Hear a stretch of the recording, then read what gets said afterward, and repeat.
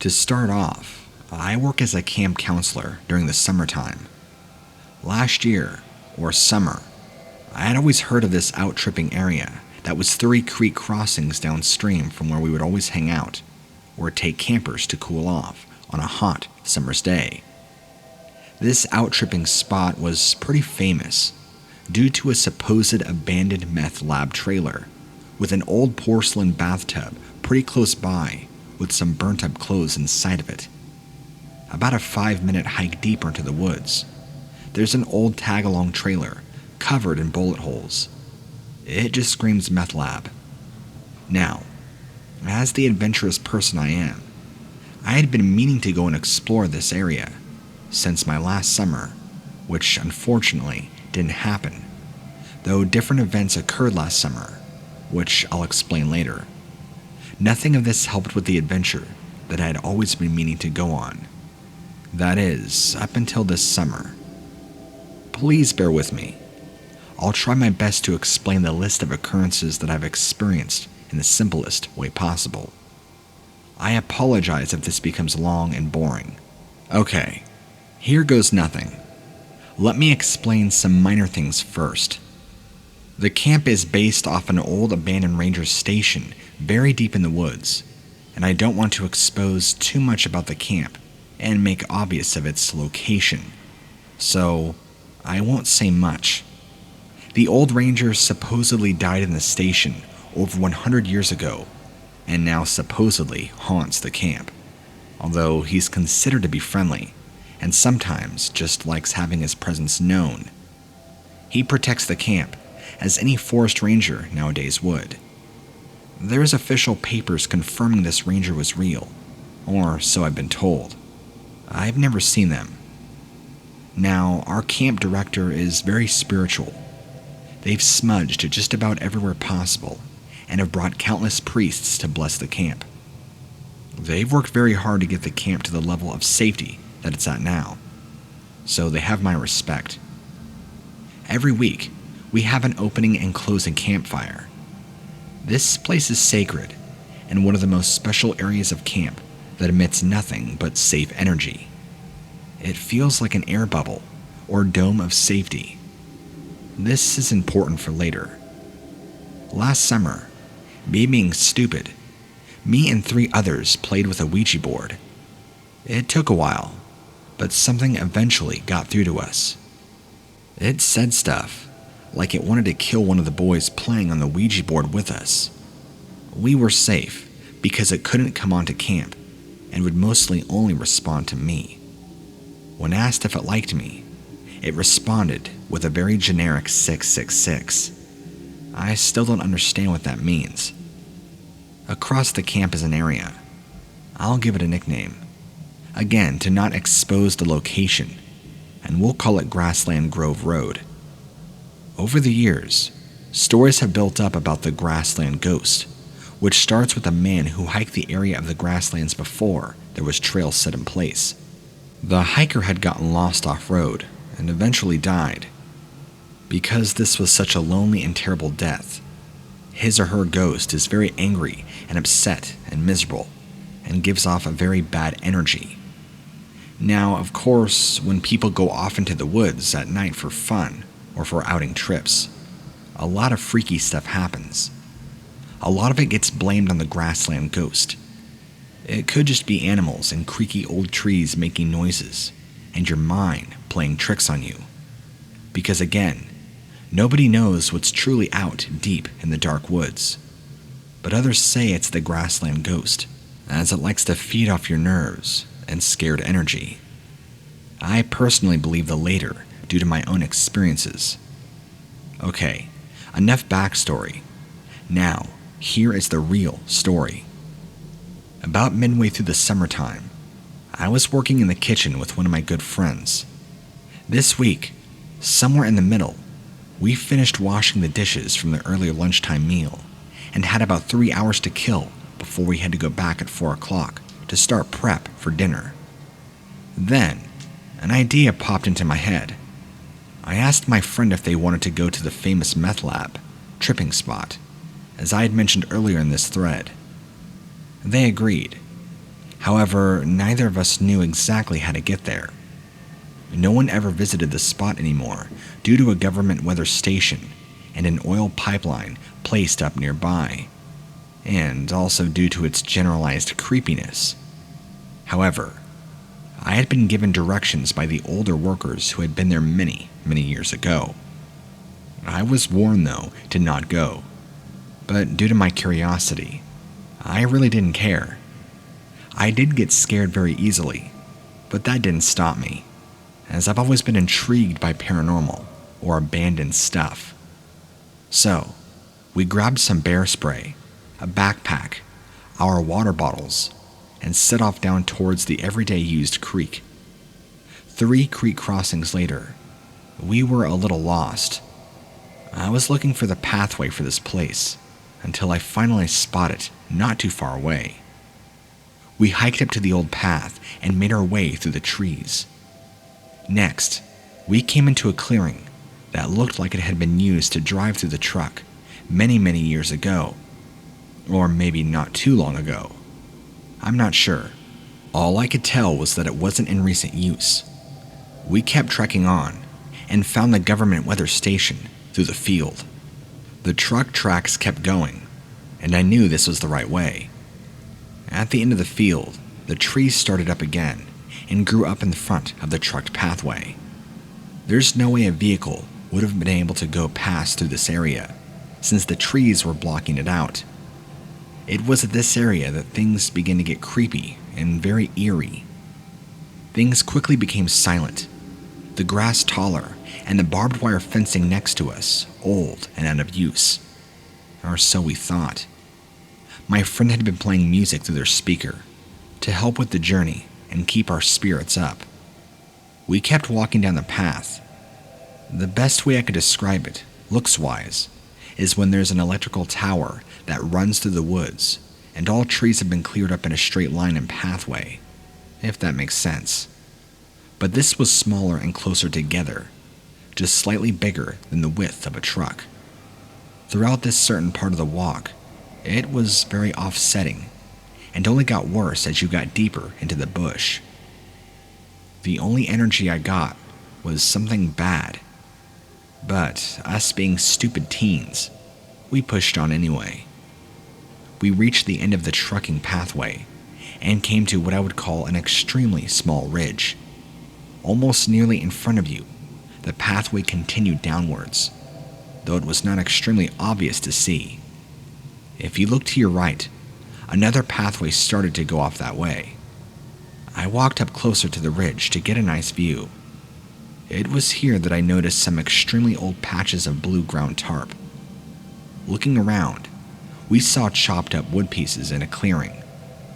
My friend just wanted to head back to camp, and being a bit nervous, stayed put about 10 feet behind me.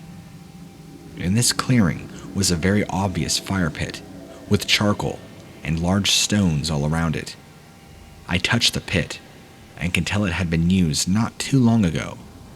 Maybe at least within the past week.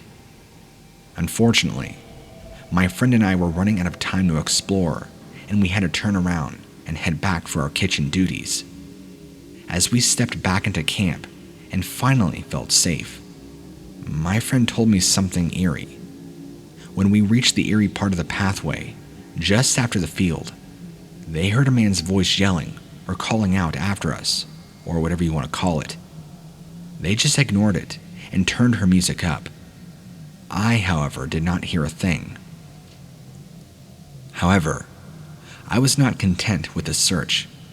I needed more answers and vowed to return later that night.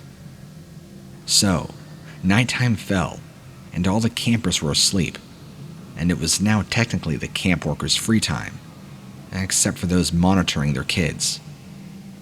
Now, the woods are much scarier at night, obviously, and we wanted to bring more people at this time. Not a big group, not a small group, just enough for an adventure. 4 people seemed like a good number. We invited another person working in the kitchen with us, as well as somebody who had kids this week. I trusted this boy very much, and even despite his young age, he had been around a bit more in life than the rest of us had. After telling the new two about our earlier adventure and how we hadn't found much else, we set off in search of finding whatever was beyond where we had stopped. We continued back where the pathway split up. The one going downwards was not prominent and obvious at the time, so we went and headed off on the pathway that went right.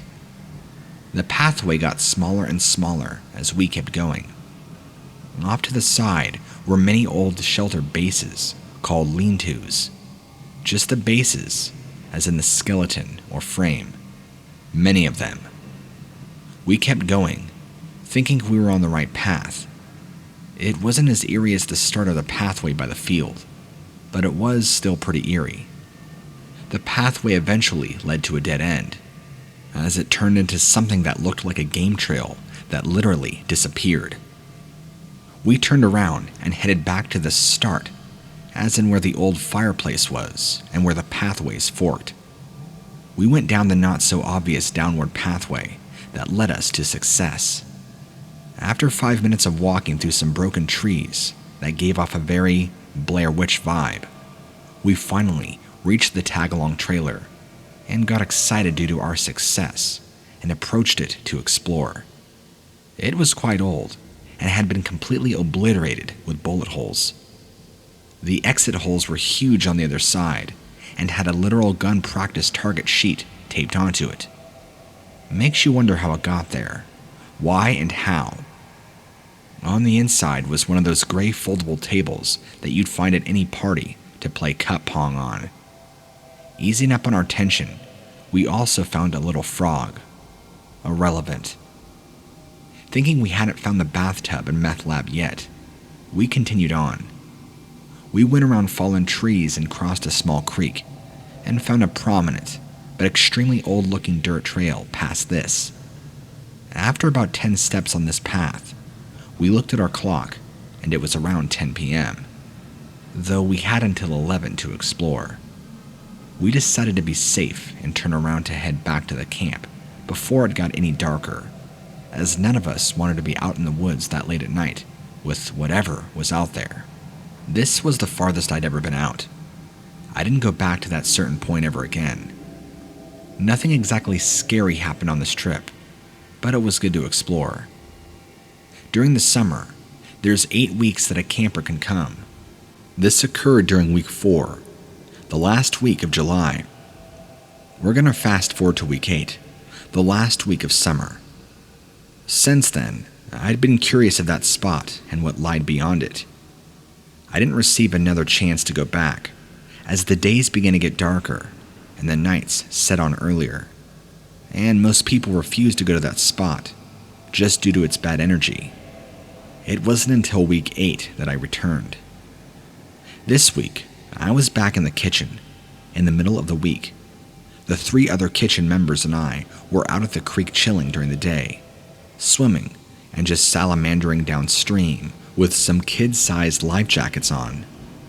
Just messing around, cooling off, enjoying life. We eventually floated down 3 creek crossings downstream, until the final spot you'd have to cross to get to that wretched meth lab pit. Now, this was the edge of the forest, or the park's forest. It was fenced off beyond this. The 4 of us were just chilling on the rocks by the water, when I was looking around and observing the area. If you were facing the creek downstream, the outripping spot to hike off to was to your right. I looked up beyond the hill that was on the left and noticed a clearing on the trees, when suddenly a thought popped in my mind. Could this have been the road the trailer got off of from the main road to get to this odd spot? Everything lined up. One of the others and I got up and went to explore, ducking beneath the fence. The other 2 stayed and were still chilling.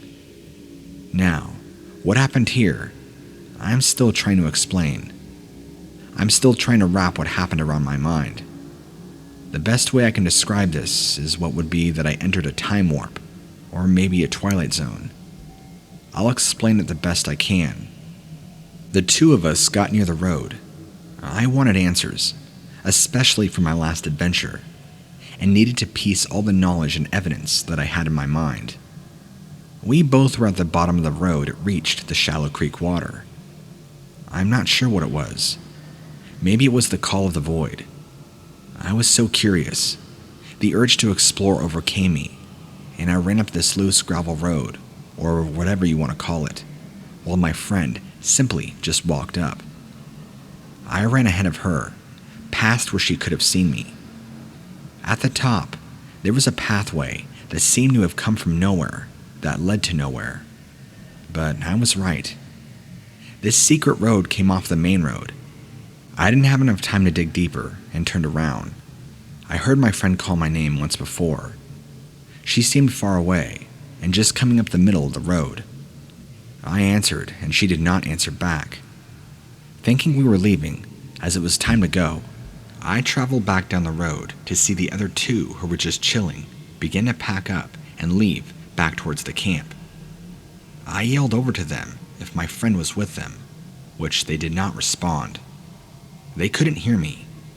Thinking she was, I began to walk back. Way behind me, I heard yelling, but I couldn't make out what they were saying. I yelled back and got no answer. Still, I was facing the road that was a few feet in front of me and saw my friend come down the road, thinking I had been hiding and pranking her. I had not. I was confused, and so was she. She told me that she went up the road and had called my name about 3 times, but heard no answer. She heard me call out the first time and continued up the pathway to see if I was up there, but I was gone. Only a few seconds later, she heard me calling her name again, but this time, I was in a much different location at the bottom of the road. She had thought I left her to head back. Now, here's what I think happened. I think we entered some sort of interdimensional time warp. This may not sound offsetting, but if you think about it, we would have seen each other as she was coming up to look for me, as I was heading back down to leave. We both felt like we were there for an hour, when it had really only been 5 minutes. Both of us swear we weren't pranking each other, and I believe her.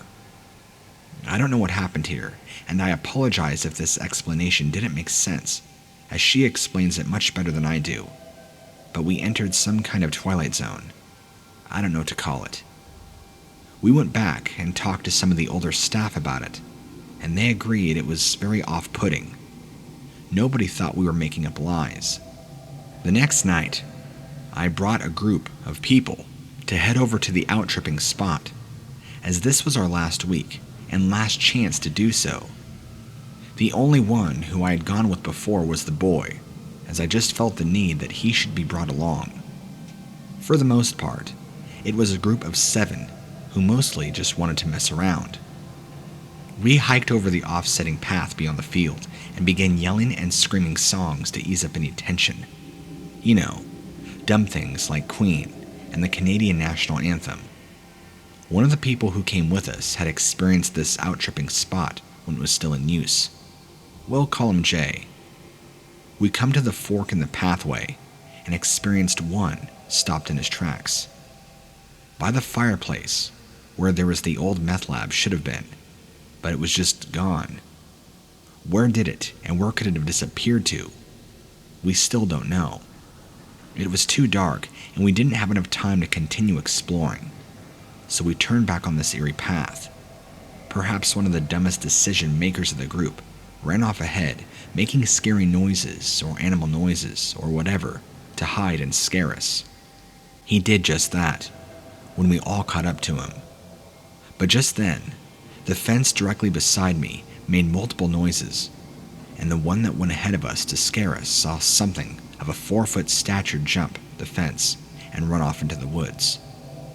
Perhaps it was a deer, but considering that I was sensing bad energy from it, I think otherwise. I caught it on video, the noise, not whatever it was that ran off, and I had vlogged all of the experiences I had every time I went to explore this area. We got back to the camp pretty freaked out, and needless to say, we weren't going back anytime soon. This was a Wednesday night. The Friday was our last night at the camp.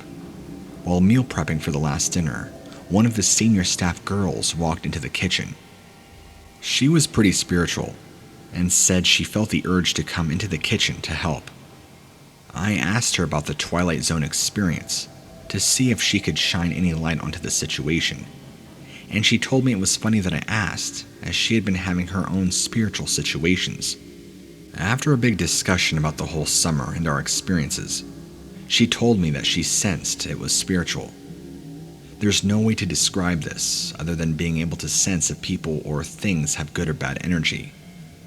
Like I said earlier, I was the only one who she too was pretty spiritual and had sensed the bad energy at the tripping spot. Anyway, she said the last time she was in that area, not by the actual out-tripping spot, but at the point where you would have to cross the creek 3 times, she had sensed something wrong and had all the kids make their tarps face away from the direction of the meth bus out-tripping spot. This happened to have been on the night I was playing with the Ouija board the past summer. After this chat, I felt the need to go up on the special campfire spot just to think about life and be engulfed with good energy. Once up there, I found Jay creating the firewood pile that would be used for the nights of closing campfire. I agreed and went to find some sticks. Don't ask me why, but I felt the urge to take off my shoes. The forest was pretty soft with moss, and if you walked carefully, you wouldn't get hurt. I went up and grabbed some sticks near the hill where it went up, and saw a somewhat mini pathway. I followed it and kept losing it at some points, but it eventually led to a normal pathway. Nothing like a dirt hiking pathway, but when you walk through tall grass for a while with long people, it can create a trail. Something like that. I kept following it until it got to the very top of a steep hill, and followed it until it led to another clearing. The pathway did keep going beyond this, and I know for a fact that it hadn't been used for a really long time, and I had no idea where it went or led to. But I had the urge to stop there, and I yelled out, asking for answers, and saying I was here, and if life wanted to tell me something, now was its chance. I sat down, and nothing happened. A few minutes passed, so I got up and started to return. Heading back down was painful, as there was sticks digging into my feet that I somehow did not feel the first time. I felt, not like I was being followed, but as if something was there in my presence. I'm still not sure what. I found old blue electrical wiring in the ground and tried to pull it up. I don't know how it got there, considering we're in the middle of the woods with nothing around us except a hiking trail loop. I gave up and went back down and back to the camp for dinner. And this is where my story ends. Nothing else happened after this. I still feel the need to get answers. We deep cleaned the camp the next day after all other campers went home, and I drove off with 3 others to drop them off at their homes. As I drove by where the secret meth lab road turnoff where I experienced a time warp, I said out loud that something bad was going to happen. I just got more uneasy and felt bad vibes as I got closer to it. But once we passed it, everything felt fine. I had been told before that those who seek will not find, so perhaps that's why I never got the answers while exploring the pathway beyond the campfire. Long story short, there is some form of dark entity in the woods that I feel drawn to explore and discover. I'm unsure if it's trying to hurt me or what its intentions are, or what it wants from me.